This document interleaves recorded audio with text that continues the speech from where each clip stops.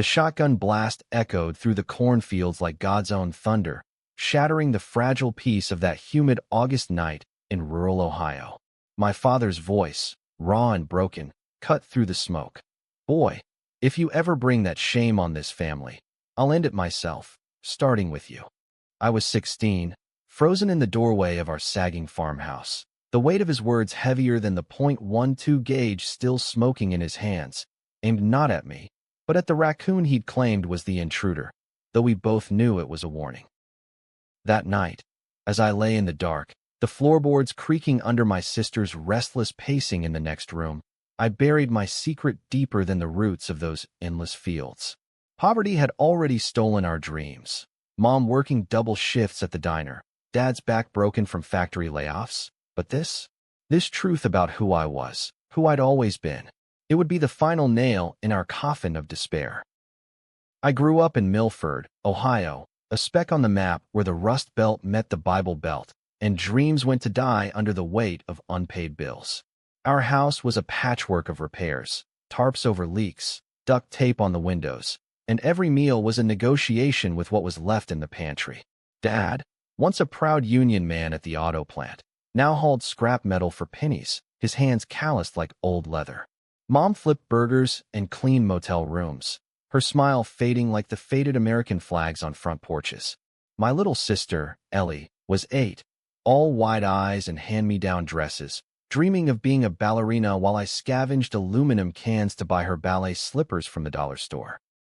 From the outside, we were the picture of Midwestern grit. Church on Sundays, high school football Fridays, and barbecues that stretched into the night with stories of better days. But inside, I was a storm waiting to break. I'd known since I was 12, stealing glances at the boys in gym class, their sweat-slicked bodies moving like poetry I wasn't allowed to read. It wasn't a phase, it was a quiet fire in my chest, one that warmed me through the coldest winters but threatened to burn everything down. Dad's warning came after he'd found my hidden stash of dog-eared magazines. Not the girly ones the other guys passed around, but fashion catalogs I'd torn from the library discard bin, lingering on the male model's sharp jawlines and easy confidence. He didn't say much at first, just stared at me across the dinner table, fork paused midair over his beans and franks. Then came the shotgun. It wasn't loaded for me, thank God, but the message landed like buckshot in my soul.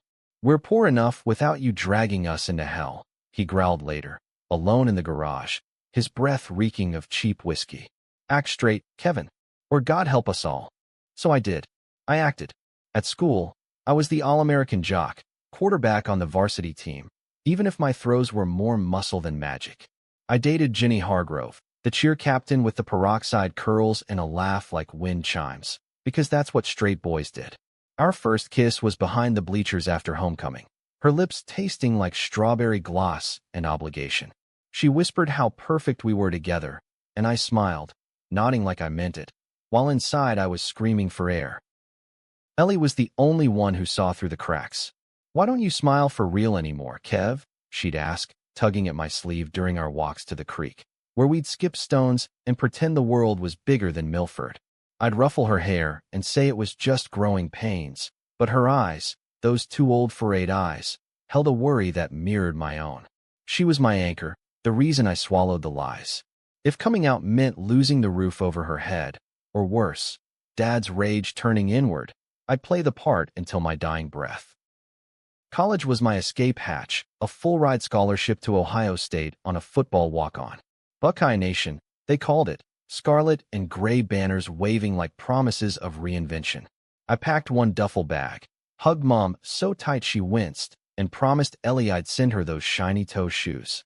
Dad grunted his goodbye from the porch, shotgun propped nearby like a sentinel. As the Greyhound pulled away, the fields blurring into highways, I pressed my forehead against the grimy window and whispered to no one, "This is it, Kevin. Time to breathe." Columbus was chaos and color, a far cry from Milford's monochrome monotony. Frat parties thumped with bass that rattled my bones. Co-eds and crop tops flirted without consequence. And everywhere, the air hummed with possibility. I roomed with a guy named Tyler, a a poli-sci major from Cleveland with a tattoo of the Statue of Liberty on his bicep and opinions sharper than switchblades. He dragged me to bars off High Street, where the crowd was a mix of jocks and artists, straights, and others. I watched them, the way two guys might lean in close over a pool table, shoulders brushing without apology, and felt that fire flicker back to life.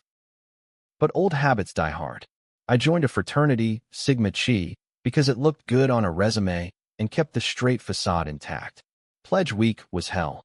Beer pong marathons, calisthenics at dawn, and hazing rituals that tested your manhood like it was a commodity.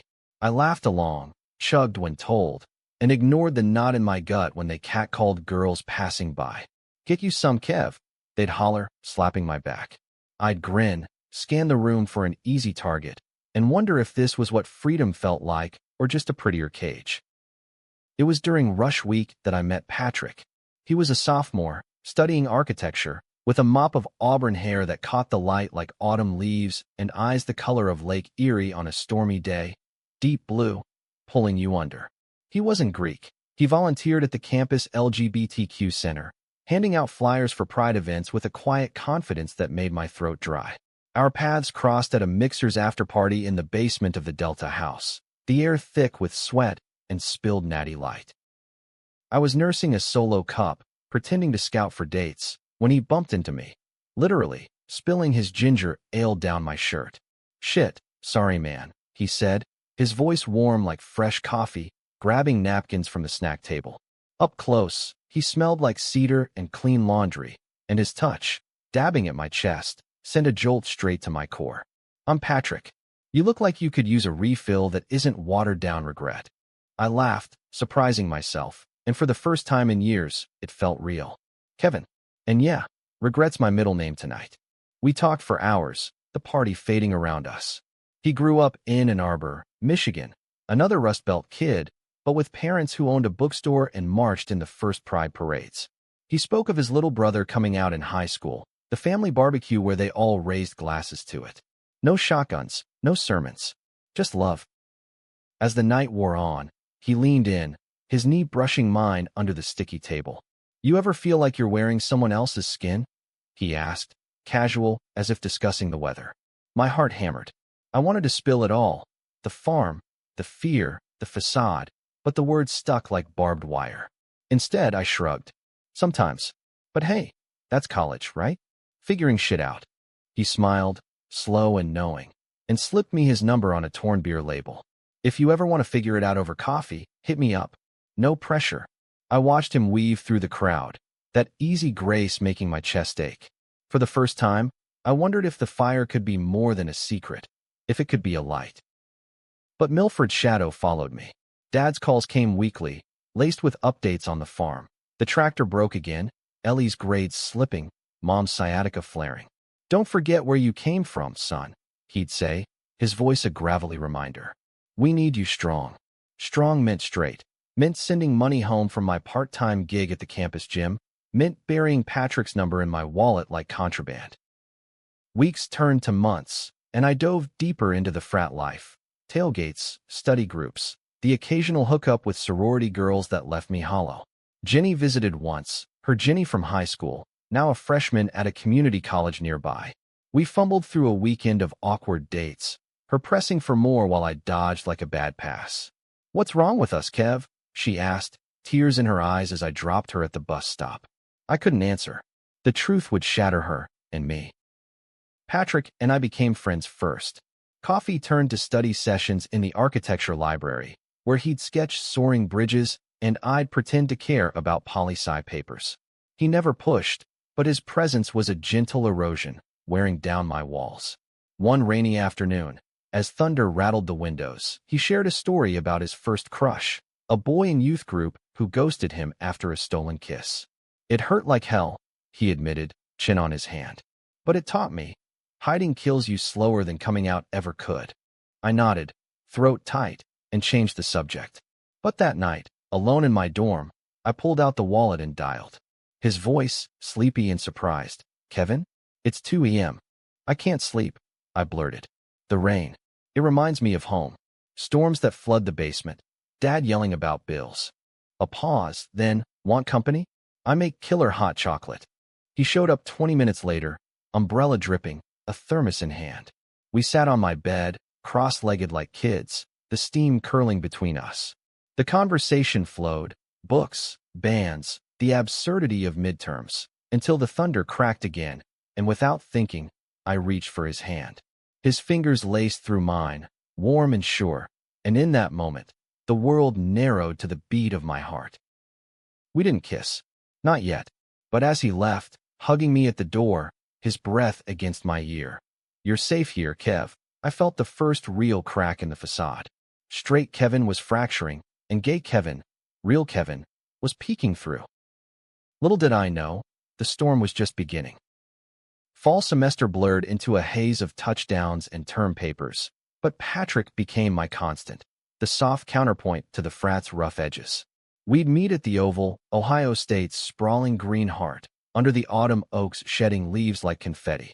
He'd bring sketchpads filled with visions of sustainable cities, ecodomes rising from urban decay, and I'd share snippets of Milford lore, the annual county fair with its rigged ring toss, the way fireflies lit up the fields like living stars.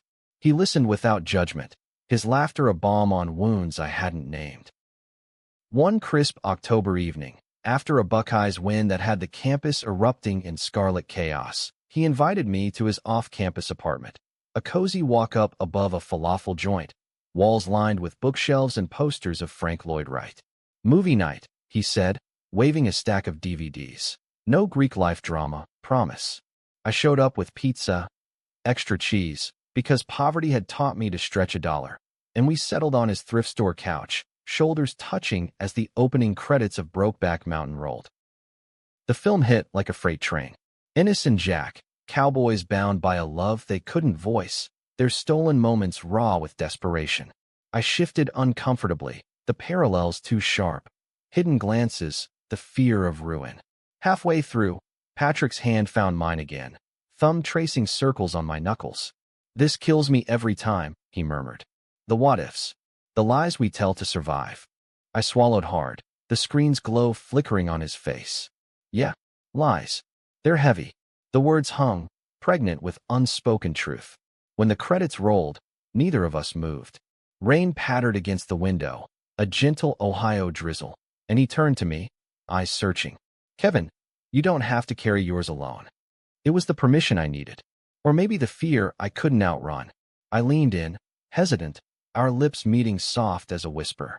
His mouth was warm, tasting of salt from the pizza, and something sweeter. Hope, maybe. The kiss deepened, hands exploring with a tenderness that unraveled me. No rush, no frat boy bravado. Just us, two boys from broken places finding solace in the storm.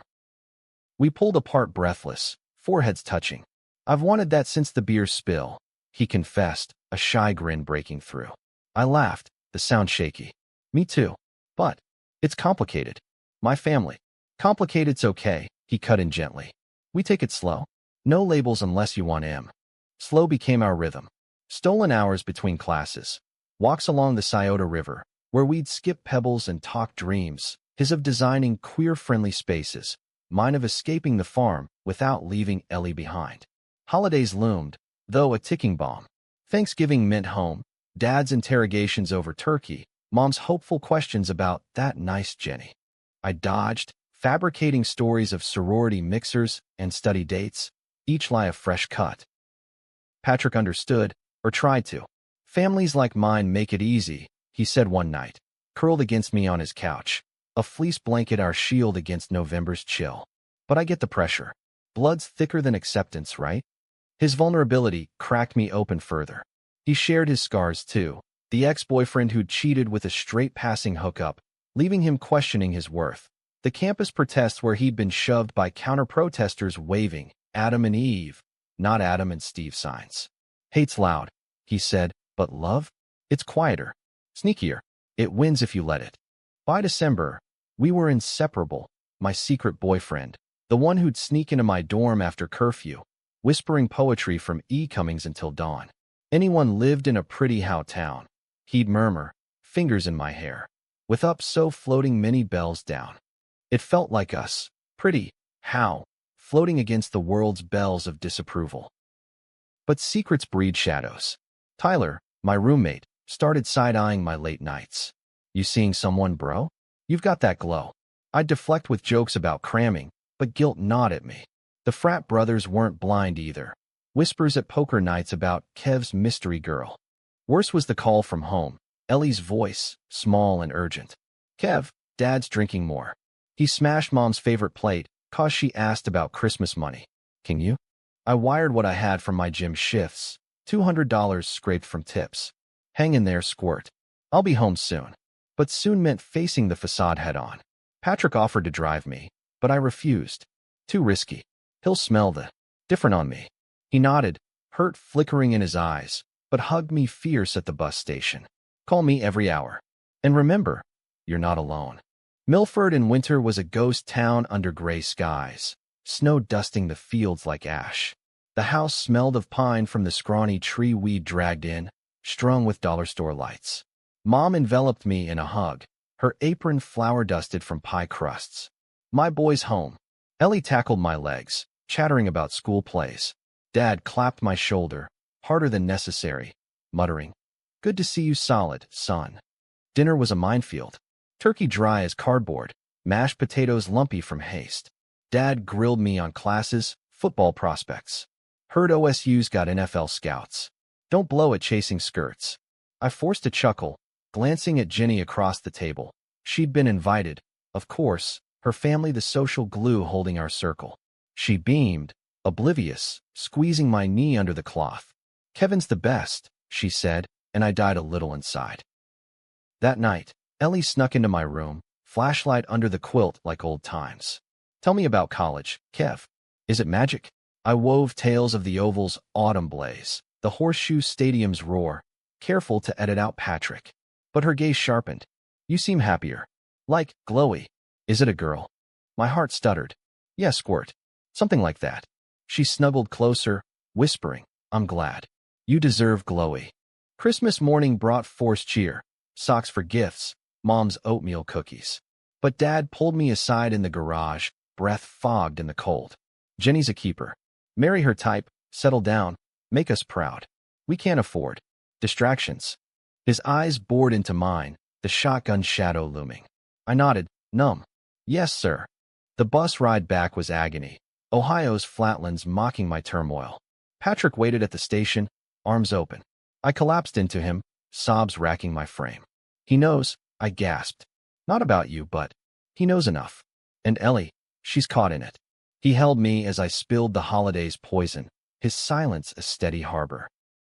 That night, in his apartment, we made love for the first time, not frantic, but reverent, bodies mapping each other's stories in the dim lamplight. It was communion, a reclaiming.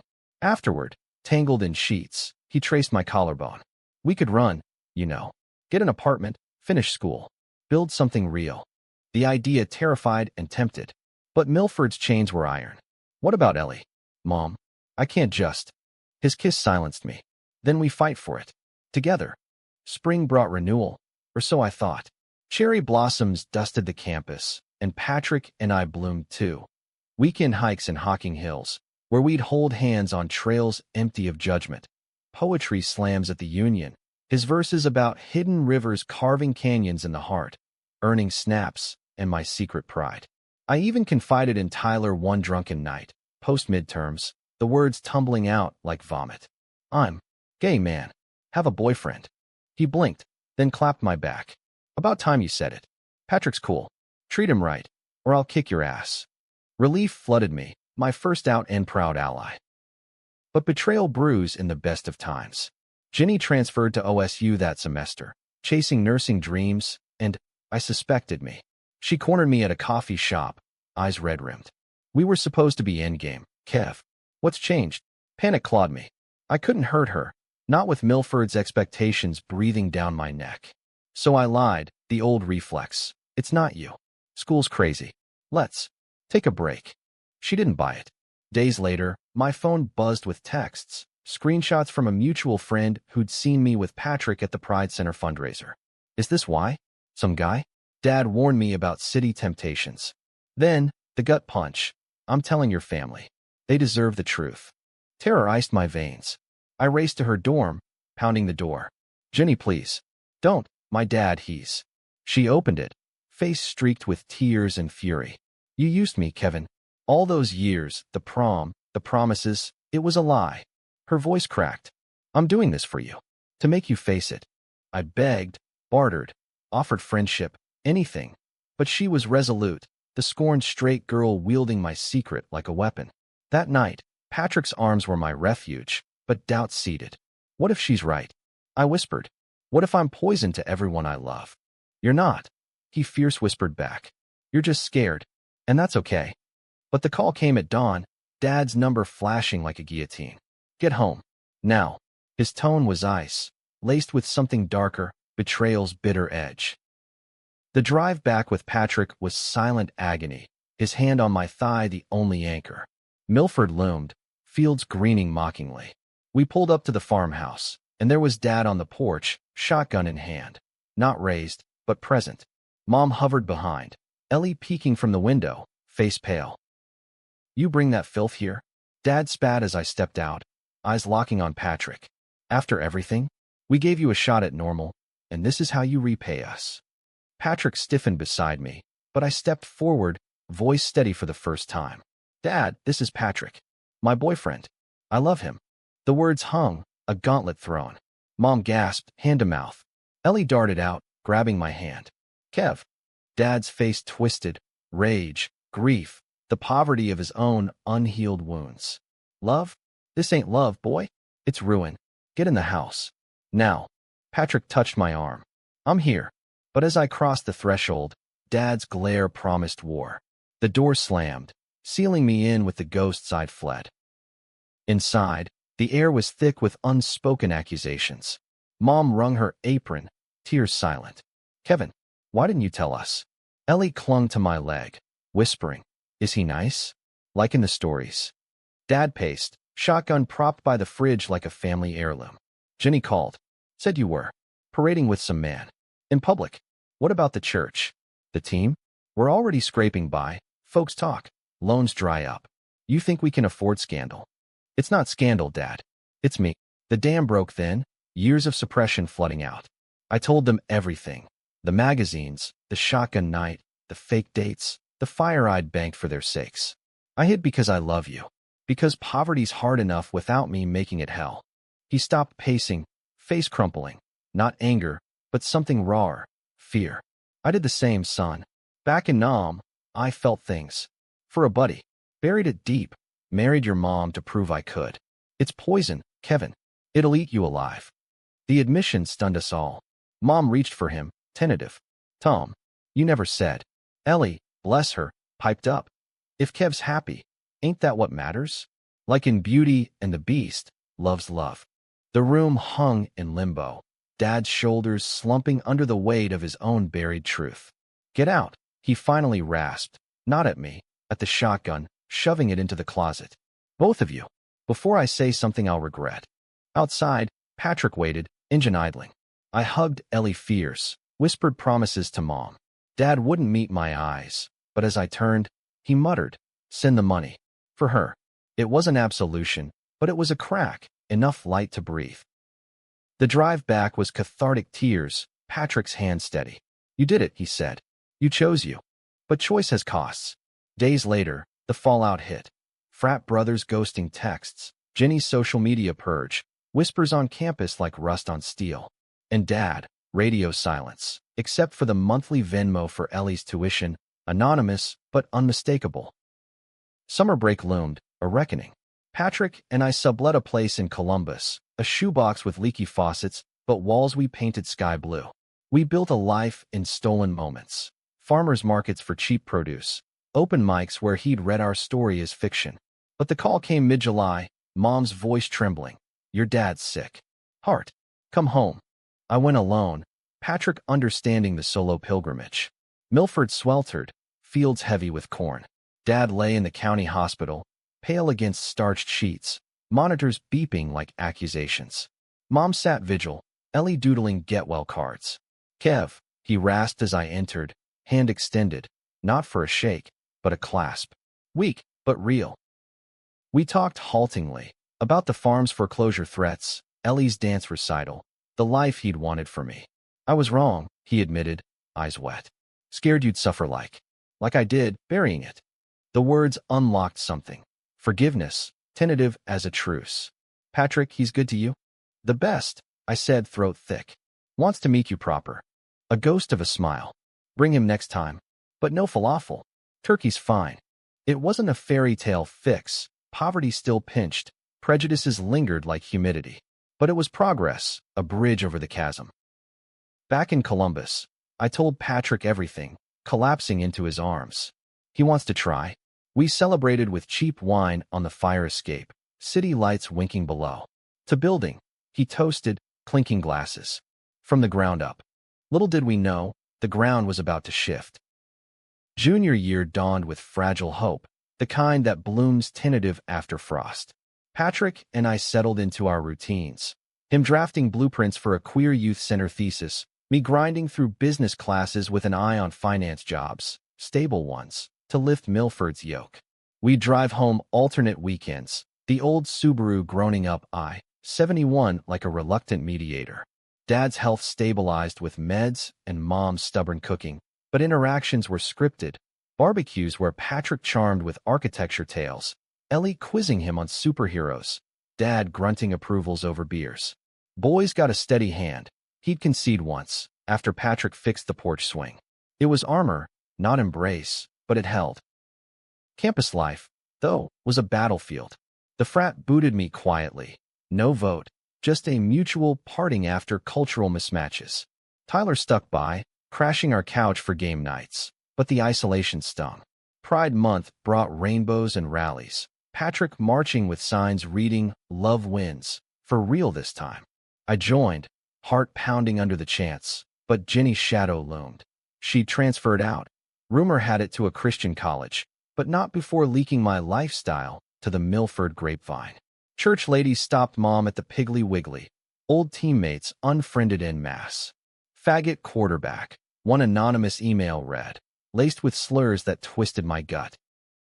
I threw myself into work, interning at a downtown bank, suits and spreadsheets, a facade of normalcy. Patrick noticed the strain, the way I'd snap over burnt toast or ghost during late shifts. "You're punishing yourself," he said one night, as we lay on the fire escape, stars faint through city haze. "For their hate? Or yours?" "It's not hate," I lied, staring at the horizon. "It's reality. We need money, for Ellie's braces, Dad's copays. If I'm out and broke, what then?"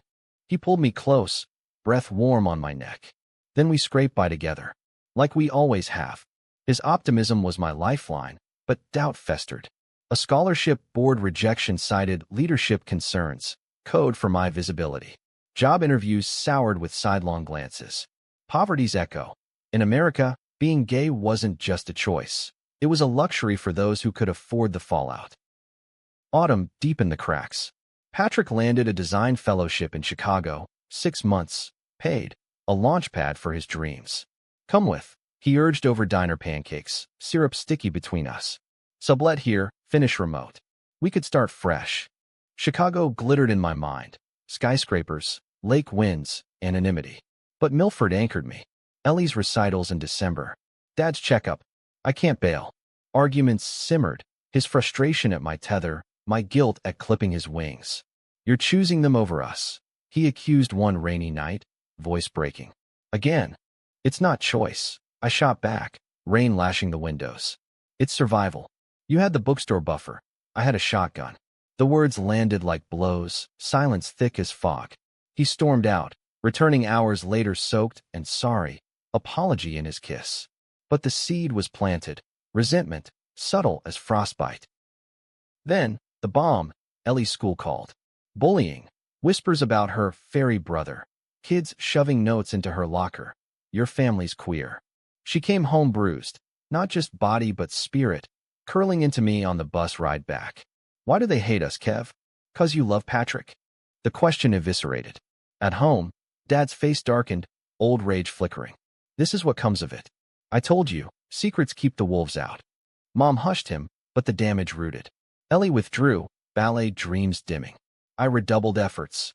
Extra shifts, freelance tutoring, even a GoFundMe for her therapy, help a kid dance through tough times. It scraped donations from Tyler, Patrick's fellowship mates, but Milford donors? Crickets, laced with comments. Fix your boys' choices first. Patrick and I fought the tide together, family counseling via Zoom, where a soft-spoken therapist unpacked Dad's Vietnam ghosts, my internalized shame. Progress crept, Dad admitted, haltingly. I envy your honesty, son. Wish I'd had it. Ellie bloomed anew, choreographing a recital piece about hidden stars, dedicating it to us with a shy grin on stage, tutu twirling under lights. But Chicago pulled. Patrick's fellowship started in January, and the goodbye at Union Station was a gut wrench. Platform crowded with commuters, his duffel slung over shoulder. 6 months, he promised, cupping my face. Then we decide, Chicago, Columbus, Milford. Together. Our kiss was desperate, tasting of coffee and farewell, his train whistle shrieking like my heart. The separation hollowed me. Texts goodnight became calls at dawn, his voice tinny over miles. Miss your laugh, he'd say, describing Windy City wonders, skyline sketches, dive bars with drag shows that make you feel seen. I'd update on home, Ellie's straight A's, Mom's new job at the library, Dad's grudging emails with tractor repair tips. But envy crept, his freedom, my stasis. A bank promotion dangled, branch manager in Dayton, a step up, but closer to Milford's orbit. Misunderstanding brewed in the gaps. One February night, post-shift exhaustion, his call dropped mid-sentence. I texted, "You there?" No reply till morning. "Sorry, babe, network sucky. Out with fellowship crew." A photo followed, him arm in arm with a colleague, a tall guy with a beard and easy smile, captioned brainstorming over brews. My stomach knotted, jealousy, irrational but virulent. Who was this guy? Late nights in a city of temptations. I stewed, silence my weapon. When he called next, I was curt. "Busy. Talk later." He pressed, "Kev? What's wrong?" I unloaded, petty and raw. "Just looks like you're thriving without the baggage." Hurt laced his voice. "Baggage? Is that what I am now? Your anchor holding you back?" The fight escalated, accusations flying like shrapnel. "You left me here to clean up the mess." I yelled. "While you play house in Chicago." He fired back. "I left for us. For a future you won't chase. You're still hiding, Kevin. From them, from me." The line went dead, my sobs echoing in the empty apartment. Days blurred into radio silence, a chasm widening. Tyler dragged me to bars, drowned the drama, but beers soured on my tongue. Home visits turned tense.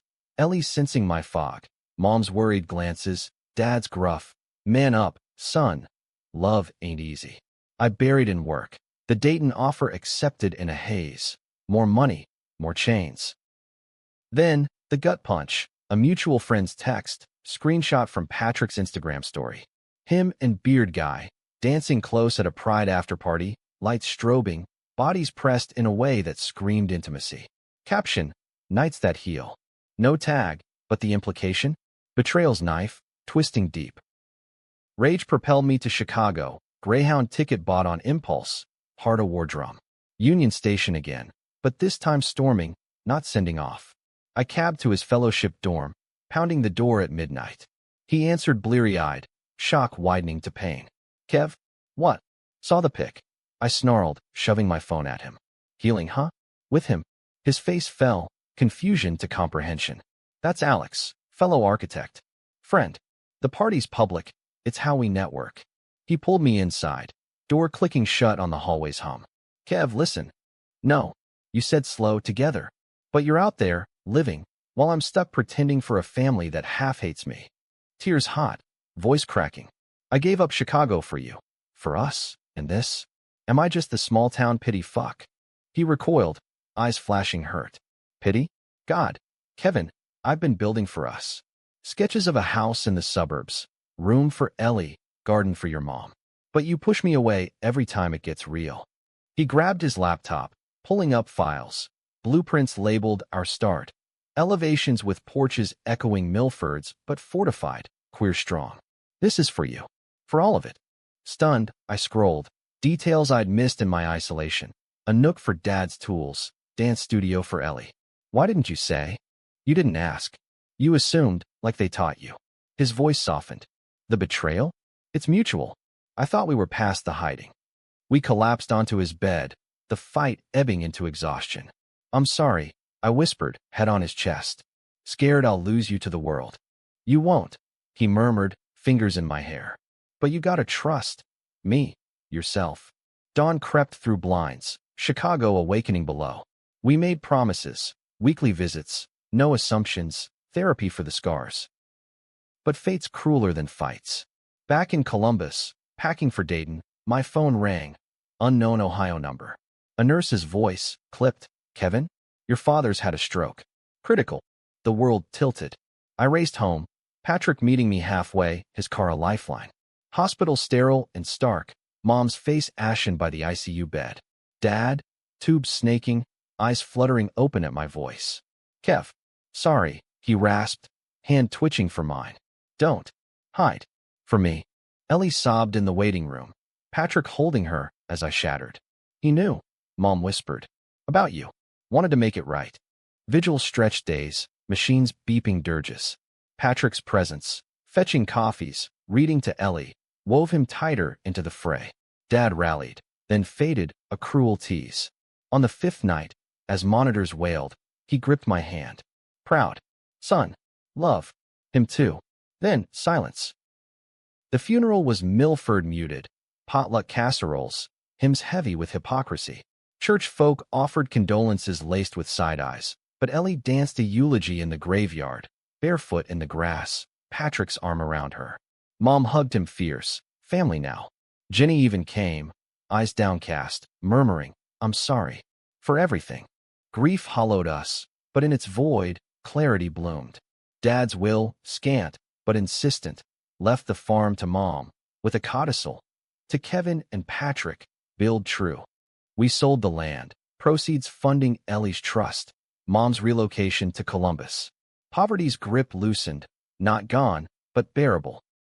Chicago called anew, but Dayton anchored. My job, our roots. Patrick deferred his post-fellowship offer, joining a Columbus firm designing affordable housing. We're building here, he said, over takeout in our new place, a 2-bedroom with a porch swing. Soft sides and all. Yet, the climax brewed unexpected. A month post-funeral, Tyler burst in, face grim. Kev, you see this? He thrust his phone, a local news blip. Milford mill closure, 300 jobs lost. The factory Dad once slaved for shuttered. But buried in the article, a side note on community impacts, quoting an anonymous source, Jenny, blaming moral decay in families like mine for the town's downfall. Outrage ignited.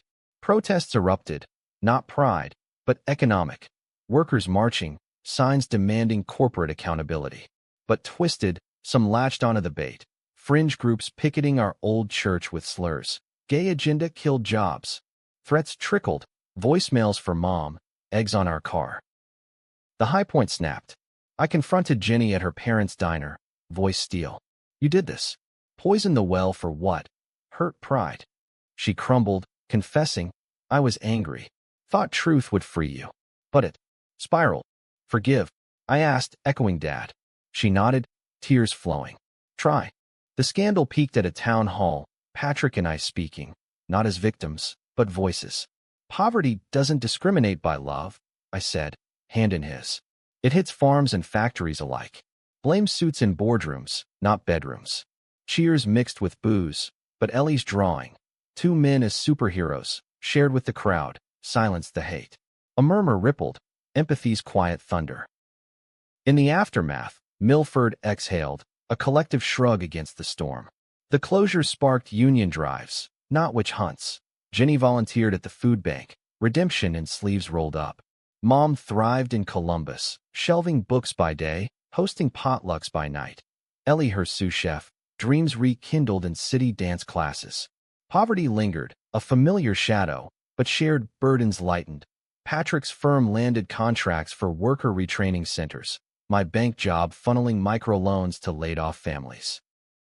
Our life wove deeper threads. Weekends became rituals. Brunches at the North Market, where Patrick sketched while I people-watched. Hikes in the gorge, hands linked against the wind. Intimacy evolved. Not just bodies, but souls. Letters left on pillows, quoting Whitman. We were together. I forget the rest. Or mixtapes of Springsteen ballads. Thunder Road, our anthem of escape and return. Challenges persisted, American as apple pie and prejudice. A coworker outed me in a team email, joking about Kev's better half, sparking HR seminars on inclusivity. Dad's old teammates cornered me at a reunion, beers in hand. He was proud, kid. Even at the end. Their gruff acceptance? Worth more than sermons. Ellie, now 12, navigated her own storms. First crush on a classmate, gender fluid and fierce. Like you and Patrick? She asked, over ice cream cones. I nodded, guiding gently. Love's a spectrum, squirt. Yours, whatever color, is valid. She came out at school, braces glinting in her grin, and we celebrated with a family barbecue. Mom's ribs, Patrick's potato salad, ghosts of Milford welcomed. The unexpected crescendo hit in spring, 2 years post-loss. Patrick's firm pitched the Queer Youth Center, his thesis reborn as blueprint for city funding. Presentation day, auditorium packed, council members, activists, skeptics. He shone, slides projecting visions of safe spaces, murals of intertwined hands, rooms echoing with laughter unjudged. This isn't charity, he concluded, voice steady. It's infrastructure, for hearts as much as homes. Q&A turned ugly. A councilman, red-faced, tax dollars for that. When schools crumble. Murmurs swelled. I stood, unscripted, heart pounding. Schools crumble because we prioritize profits over people. My dad died working a factory that chewed him up. Don't let hate chew up the next generation. Silence, then applause, thunderous, inclusive. Approval came narrow, but came. Groundbreaking was cathartic, shovels in earth, Ellie scattering wildflower seeds. Patrick pulled me aside, dirt-streaked and beaming. We did this. You did. That night, under a blanket fort in our living room. Ellie's addition, we reflected. Remember the shotgun? I murmured, his head on my chest. Thought it'd end me. He traced my tattoo, a subtle rainbow infinity, inked post-funeral. It birthed you. Us. Sleep claimed us, dreams soft-edged. Years folded forward. I climbed to regional manager, channeling funds to Rust Belt revivals. Patrick headed the center, mentoring kids with stories like ours. Poor, proud, uncloseted. Ellie danced into high school scholarships. Mom dated a librarian with a laugh like summer. Milford faded to visits, a touchstone not tether. Our wedding was humanistic poetry. Ohio summer, backyard of the center, under oaks strung with lanterns. 50 guests, Tyler best man, cracking jokes, Jenny maid of honor, her toast raw with growth. You taught me grace. Vows simple. I choose you.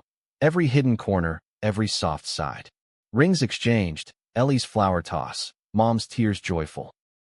Honeymoon in Michigan's up, lakeside cabin, loons calling at dusk.